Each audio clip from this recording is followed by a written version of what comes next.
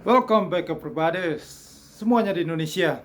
Berita yang sangat hangat-hangatnya, panas-panasnya di sini sekarang ini adalah kekalahan Indonesia dalam sidang WTO tentang gugatan dari Uni Eropa tentang apa yang dilakukan oleh Indonesia dengan program hilirisasi nikel dan industrialisasinya. Nah, kekalahan Indonesia ini membuat Presiden Joko Widodo beserta jajaran menterinya bersepakat untuk melakukan banding terhadap keputusan dari WTO.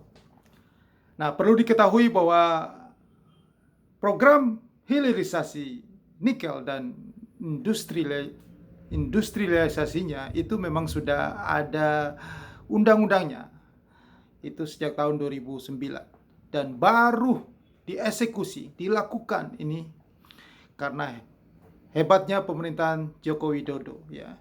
Karena Presiden Joko Widodo maka pelaksanaan dari undang-undang itu dilakukan Januari 2020 melarang ekspor biji mentah nikel, raw material nikel untuk program hilirisasi nikel dan pembangunan smelter ya, industrinya ya untuk kebutuhan industrialisasi itu. Karena mendengar hal ini, mendengar kebijakan yang akan dilakukan nanti pada Januari 2020, membuat Uni Eropa pada bulan November 2019 mengajukan gugatannya ke sidang WTO ya. Karena mereka gugatannya bahwa Indonesia telah melanggar pasal X1 banding 1 dari General Agreement on Tariff and Trade atau GATT tahun 1994 ya. Nah, pasal-pasal yang dilanggar itu adalah intinya di sini ada poin pertama adalah Indonesia telah melanggar pembatasan ekspor dan impor. Karena menurut pasal dari General Agreement on Tariff and Trade itu bahwa semua negara di dunia yang masuk, Indonesia juga termasuk termasuk anggota dari WTO bersama-sama dengan Uni Eropa, tidak ada pembatasan. Semua negara harus bebas, ya, artinya melakukan perdagangan bebas, ya. Yang kedua, tidak ada subsidi, ya, tidak boleh dilarang subsidi, ya. Jadi perdagangan bebas ini jangan ada tergantung hambatan-hambatan politik dan segala macam. Semua harus bebas dari unsur-unsur politik. Nah, itu poin-poin yang menjadi gugatan dari Uni Eropa. Ya. Yang berikut adalah Indonesia telah melanggar bentuk-bentuk hambatan perdagangan bebas. Begitu kira-kira poin-poin yang menjadi gugatan dari WTO yang telah melanggar pasal-pasal General Agreement on Tariff and Trade yang diajukan oleh Uni Eropa. Nah, perlu diketahui bahwa industri nikel ini pertama kali itu adalah di negara-negara maju di Uni Eropa dalam Uni Eropa, dan mereka adalah industri mereka dari nikel ini mereka mengembangkan industri baja. Jadi bahan baku nikel untuk industri baja. Industri baja adalah industri yang membuat negara-negara itu menjadi negara maju industrinya. Dan mereka adalah negara mempunyai industri baja yang terbesar di dunia. Adalah di Uni Eropa, dan yang kedua adalah di China sekarang ini. Nah, inilah kekhawatiran dan ketakutan besar dari Uni Eropa tentang keberlangsungan industri yang membuat mereka mempunyai status negara maju di sini.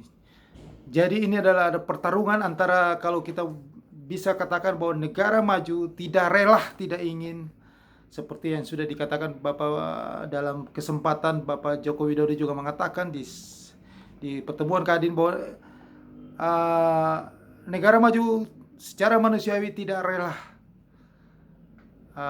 mereka tukar posisi, ya, atau tidak rela negara yang statusnya berkembang berubah nasib menjadi negara maju, dan mereka juga tidak rela posisi mereka tergantikan. gara-gara mereka tidak mendapatkan suplai bahan baku ya yang menjadi kebutuhan industri mereka dan juga untuk kepentingan ekonomi mereka di sini ya. Nah, dalam gugatannya, Uni Eropa berpendapat bahwa Indonesia ini telah sangat-sangat melanggar komitmen perdagangan bebas, melanggar komitmen dari anggota-anggota WTO untuk memberikan akses seluas-luasnya bagi perdagangan internasional. Nah, termasuk di dalamnya yang tadi produk nikel mentah ini ya, yang secara nyata sangat-sangat melanggar pasal X1/1 dari General Agreement on Tariff and Trade tahun 1994. Nah, Presiden Joko Widodo sudah mengatakan ya, keluhan dari Uni Eropa ini, gugatannya, Presiden Joko Widodo sudah mengatakan kepada pemimpin-pemimpin dunia pada saat G20 ya, bahwa larangan ekspor bahan mentah nikel karena benar-benar Indonesia ingin mengembangkan hilirisasi ya, program hilirisasinya dan industrialisasi dari bahan mentah ini ya, supaya jangan sampai pembangunan smelter yang sudah banyak negara China yang sudah datang investasi pembangunan di Indonesia itu jangan sampai kekurangan pasokan bahan bakunya. Dengan hilirisasi Indonesia dapat juga membuka lapangan kerja seluas-luasnya bagi masyarakat Indonesia sendiri, untuk masyarakat kepentingan di tanah air ini. Nah, kalau ini Presiden Joko Widodo mengatakan, kalau misalnya saya buka nikel dan kita selalu mengirimkan raw material dari Indonesia ke Eropa dan negara-negara lainnya, yang buka lapangan kerja pasti mereka dong. Sedangkan kita tidak dapat apa-apa. Itu kata Bapak Presiden Joko Widodo. Beliau juga mengatakan industri nikel atau industri baterai dari kendaraan listrik bisa memberikan keuntungan berlipat ganda bagi Indonesia. Nah, inilah menurut data ya, keberhasilan program hilirisasi nikel. Menurutnya saat Indonesia hanya mengekspor biji nikel hanya memberikan nilai bagi negara sebesar 1,1 miliar US dollar atau 1,1 billion US dollars atau sekitar rupiah 18 triliun. Namun saat hilirisasi nikel berjalan hingga sudah berupa produk-produk stainless steel, itu telah membuat nilai ekspor meningkat 18 kali lipat, luar biasa. Dari 1,1 billion US dollar berubah menjadi meningkat 18 kali lipat, menjadi sekitar dirupiahkan itu menjadi 320 triliun rupiah. Jika hal-hal ini dikembangkan terus, dikembangkan lagi terus menjadi baterai kendaraan listrik atau dalam istilahnya electric vehicle atau EV, atau bahkan kendaraan listrik, maka menurutnya nilai tambah bagi negara akan jauh lebih besar lagi. Itu kata Presiden Joko Widodo. Beliau juga mengatakan itu hanya baru dari nikel mentah menjadi stainless steel. Ya, baru nikel mentah menjadi stainless steel. Belum menjadi EV ya, electric vehicle baterai, atau jadi mobil atau pesawat. Semua industrinya ada di sini. Saya nggak tahu, mungkin berpuluh-puluh kali lipat nilainya itu akan muncul. Itu kata Pak Jokowi. Nah, itu beliau mengatakan itu pada saat Rapimnas Kadin 2022 di Hotel Borobudur hari Senin 5 Desember 2022. Jokowi mengatakan penciptaan nilai tambah bisa menjadi lokomotif besar ya. Dan dia bisa menggerakkan usaha mikro, kecil, dan menengah UMKM. Selain itu juga industri dan ekosistem baterai electric vehicle sudah terintegrasi. Nah, Jokowi juga menjamin ya, Indonesia pasti akan dilirik banyak negara-negara di dunia yang mau memproduksi kendaraan listrik. Nah, terlebih Indonesia memiliki cadangan bahan baku pendukung ekosistem kendaraan listrik yang besar seperti nikel, tembaga, boksit, timah yang sangat besar. Timah kita adalah nomor 1 di dunia, ya. Sehingga apapun yang membangun mobil listrik dan lain-lain seperti motor listrik, pasti mereka akan ke sini. Karena sangat efisien, itu kata Presiden. Nah, intinya semuanya ini untuk perekonomian kita menjadi lebih baik. Jadi kita bisa berubah menjadi negara yang berpendapatan tinggi, ya, dari program hilirisasi nikel dan pembangunan smelter, industri lainnya, industri pendukungnya, dan semuanya itu yang sudah dikatakan Bapak Presiden Joko Widodo ini. Nah, ini membuat negara Uni Eropa terganggu karena mereka juga punya kepentingan di sini karena untuk menjaga keberlangsungan industri-industri mereka.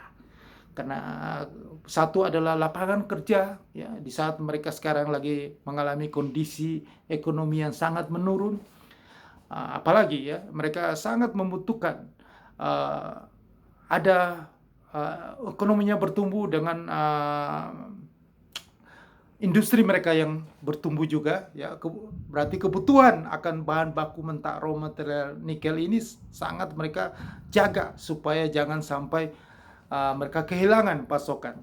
Karena perlu ketahui di dunia bahwa cadangan nikel terbesar di dunia adalah, yang pertama adalah Indonesia.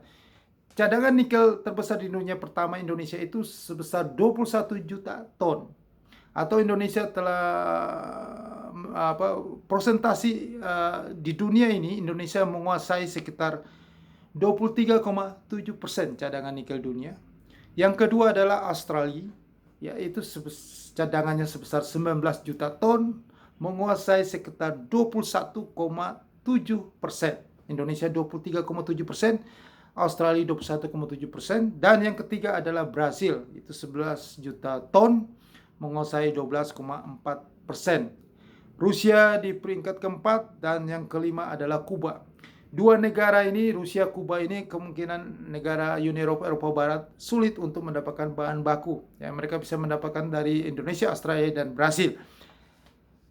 Nah, inilah yang menjadi masalah di sini adalah mereka ingin ekonomi mereka bertumbuh, dan Indonesia juga ingin supaya kita bisa menjadi negara yang mandiri seperti negara-negara di Arab, ya, yang bisa mengelola, menguasai itu sumber daya alamnya seperti minyak, seperti Qatar yang sekarang membuat Piala Dunia di Qatar karena mereka telah berhasil mengelola sumber daya alamnya. Mereka bisa menguasai sendiri, ya, akhirnya mereka menjadi negara yang makmur, naik status, ya.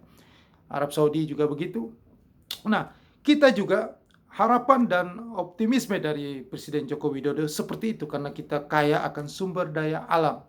Kita harus mengelola sendiri, kita harus tidak didikte oleh negara lain, ya. Nah, dalam sidang WTO, dan Presiden akan mengajukan banding. Dan saya bisa pastikan bahwa banding yang akan dilakukan itu pasti juga akan kalah. Karena ini adalah kita melawan raksasa. Negara Uni Eropa, WTO pasti akan, ya udahlah, kita sudah tahu sendiri masing-masing dalam hatinya bahwa negara kaya tidak mungkin mau negara yang statusnya masih berkembang atau middle menjadi negara kaya yang menjadi saingan mereka. Karena mereka juga pasti mereka selalu pasti menginginkan bahwa tatanan yang sekarang ini, yang sudah ada ini, akan berlangsung terus seperti mereka adalah negara produsen dan you adalah negara yang pembelinya, bayarnya. Jangan you sebagai negara yang produsen, kita yang membeli barang you. Ini udah kebalik, ya. Jadi harapan mereka itu kondisi sekarang itu akan berjalan terus. Segala daya upaya mereka akan lakukan supaya kamu negara middle ke bawah itu adalah negara-negara bayar pembeli. Apalagi kamu dikaruniakan demografi, ya, penduduk yang begitu banyak, maka itu adalah market besar. Jika kalian yang dikaruniakan demografi penduduk yang begitu banyak berubah status menjadi negara industri, negara maju, kita yang sedikit ini, kita akan berubah nasib kita menjadi negara miskin. Dan itu tidak atau negara di bawah kalian, dan itu tidak diingini oleh negara-negara Eropa Barat, Uni Eropa. Mereka lah yang masuk dalam sebagian besar adalah negara dari G20, dan apapun yang dilakukan oleh pemerintah melakukan banding, saya pastikan pasti banding itu juga akan kalah. Dan pemerintah pasti ya sudah dikatakan ada punya jurus-jurus lain untuk bisa mengalahkan ini ya, supaya tetap program hilirisasi nikel dan industrialisasi smelter. Jadi yang mereka larang itu adalah Anda harus kirim bahan baku terus kepada mereka. Anda tidak boleh bangun smelter. Nah, ini menjadi kekhawatiran juga ya, dari investor China yang sudah membangun smelter, karena Uni Eropa sangat tidak mau tersaingi. Mereka tidak mau bahwa negara yang seperti Indonesia ya berubah status menjadi negara industri dan kita ini membeli barang dari Indonesia. Ada cara yang lebih lembut ya, Sob ya. Jika Anda tidak ingin seperti itu, seharusnya Anda negara Uni Eropa itu atau dari Amerika datang investasi ke Indonesia, membangun pabrik smelternya atau industri kendaraan listrik dan lain-lain ya, EF baterai itu bangun di sini. Tetapi mereka juga tidak akan mau, pasti mereka tidak akan mau, karena satu adalah mereka ingin ekonomi mereka bertumbuh, bukan ekonomi negara Indonesia. Kepentingan mereka yang lebih mereka utamakan, dan lapangan kerja bagi orang-orang di negara mereka.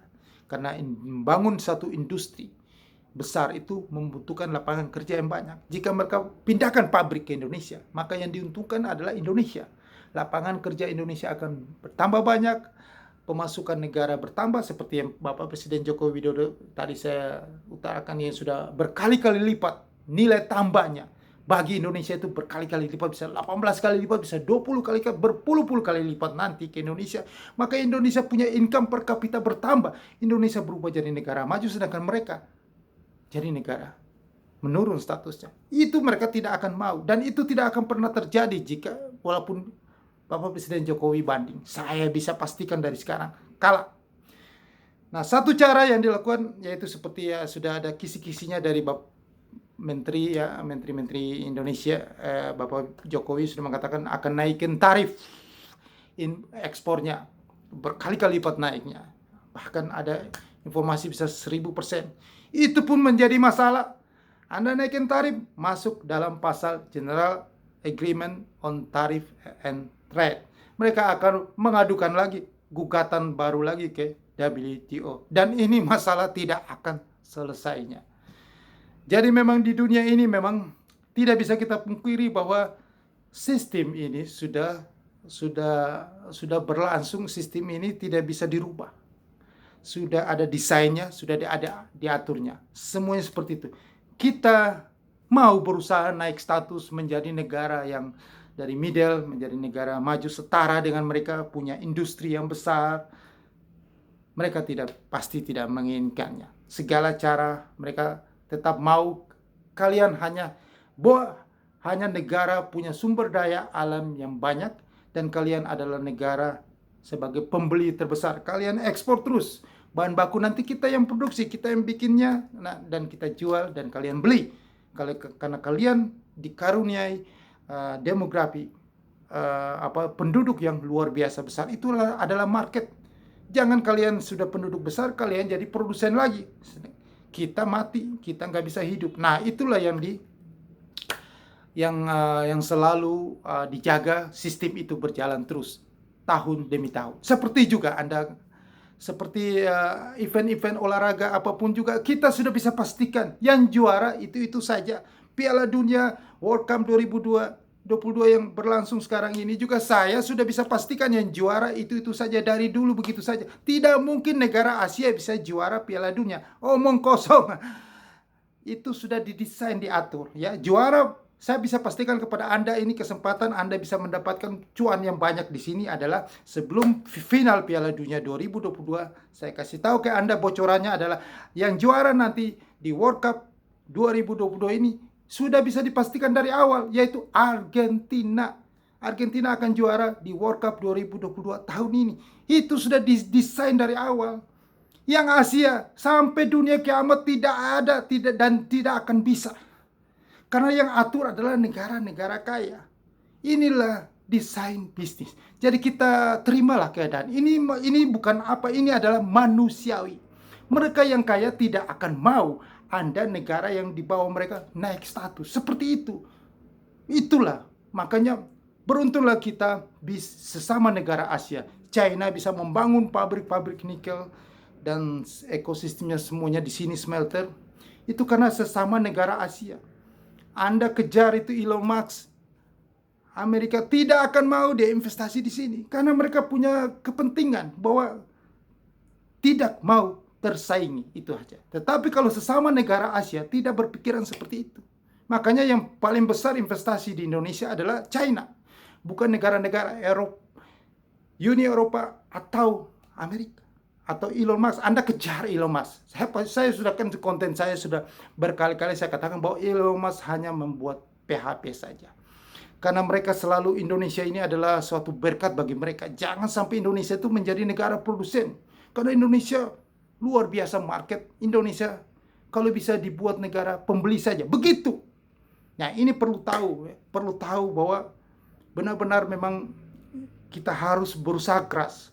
Berusaha keras, bergandengan tangan dengan Asia, dengan Cina supaya industri nikel kita menjadi negara industri. Tidak perlu tidak usah takut dengan apa yang menjadi ancaman gugatan, harus dilawan terus, sehingga semuanya ini mudah-mudahan bisa berhasil, supaya cadangan nikel kita ini bisa digunakan untuk program hilirisasi untuk industri smelter dan lain-lain yang diinginkan Bapak Jokowi, kendaraan listrik dan lain-lain, supaya bisa mandiri, bisa mengelola sendiri keuntungan komparatif kita di sini, sehingga kita bisa menjadi negara maju seperti Qatar yang sudah melangsungkan Piala Dunia 2022. Oke. Sekian informasi yang berguna bagi Anda semuanya di sini. Jangan lupa subscribe channel YouTube ini, dukung ya, tekan loncengnya dan sebarkan kepada semua orang supaya mereka dapat manfaat yang sama. Solusinya di sini adalah kondisi ini yang pasti tahun depan itu kondisi lebih gawat lagi. Karena apa? Karena jangan kita melihat bahwa kita punya ekonomi sendiri yang baik, tapi kita melihat bahwa pasarnya. Pembeli terbesar barang-barang kita adalah negara Uni Eropa, China, Amerika Serikat. Mereka dalam kondisi yang gawat, yang ekonominya menurun, maka itu dampak terhadap kita. Kalau dampak terhadap kita berarti penerimaan negara, ekspor kita juga berkurang. Ya, kalau ekspor kita berkurang, maka yang pasti adalah mengganggu anggaran pendapatan belanja negara tahun 2023. Rupiah kita juga akan melemah. Maka Anda di saat kalau misalnya dolar rupiah lagi jatuh, saatnya Anda kesempatan berinvestasi, karena rupiah kita pasti melemah. Bukan hanya rupiah melemah, itu seluruh mata uang di dunia itu pasti melemah terhadap US dollar untuk beberapa tahun ke depan. Itu sudah pasti karena suku bunga Amerika akan dikerek naik terus. Jadi ini peluang investasi di sini. Dan satu lagi, Anda bisa untuk jangka pendek mendapatkan keuntungan yang besar, Anda bisa trading di futures market. Futures market adalah peluang Anda dapatkan duit dalam waktu yang singkat, yang sangat brilian, yang sangat efisien, yang sangat luar biasa fleksibel. Anda bisa dapatkan di mana saja arah ekonomi, arah market bergerak. Market membaik dan memburuk, Anda bisa dapatkan profitnya. Tentunya itu semuanya, apapun semuanya itu perlu Anda terampil ahli, punya skillnya. Maka Anda harus email saya di bawah ini. Saya sudah sediakan emailnya di kolom deskripsi. Anda email saya akan memberitahu Anda cara-caranya. Saya akan bantu Anda. Dan juga Anda yang sudah trading di futures trading, tapi masih di broker-broker, perusahaan-perusahaan broker yang kagak jelas, yang tidak sama sekali berlisensi dengan Badan Pengawasan Perdagangan Berjangka Komoditi, tidak mendapatkan izin dari otoritas ya Indonesia, maka itu sangat berisiko bagi Anda. Karena apa? Menurut pengalaman saya dan teman-teman, semasa kita dari tahun 1998 sampai dengan detik ini, selalu saja terulang. Perusahaan-perusahaan yang berizin aja masih bisa bermasalah. Apalagi yang tidak sama sekali berizin. Apalagi hanya Anda kenal mereka hanya dari dunia maya. Anda tidak pernah bertemu muka dan muka, tatap muka. Anda tidak tahu siapa karyawannya, siapa pemiliknya. Anda hanya tahu melalui email, promosi iklan, website. Anda komunikasi by email. Anda satu waktu akan di-scam. Di-scamnya apa? Pada saat Anda profit, Anda tidak bisa mendapatkan penarikan dana. Kalau Anda profit uang receh, mungkin dibayar. Tetapi kalau Anda trading dalam jumlah yang besar, sorry saja. Pengalaman berbicara selalu saja Anda akan dipersulit. Bahkan Anda akan di-scam. Seperti kejadian binomo dan lain-lain, Anda sudah lihat, saksikan banyak sekali. Money game, ya itu harus menjadi pelajaran Anda. Jangan Anda anggap hal-hal seperti itu biasa-biasa saja. Itu sama saja. Itu karena apa? Karena tidak berizin. Semoga Anda itu lebih bijaksana dan mengerti apa yang saya katakan ini. Ya, saya sudah sediakan broker izin Bapepti yang benar-benar dari dulu sampai sekarang saya selalu, karena kita bekerja dalam naungan Bapepti, selalu dalam broker izin Bapepti. Di luar itu saya tidak pernah sentuh, apalagi memberi Anda informasi seperti itu.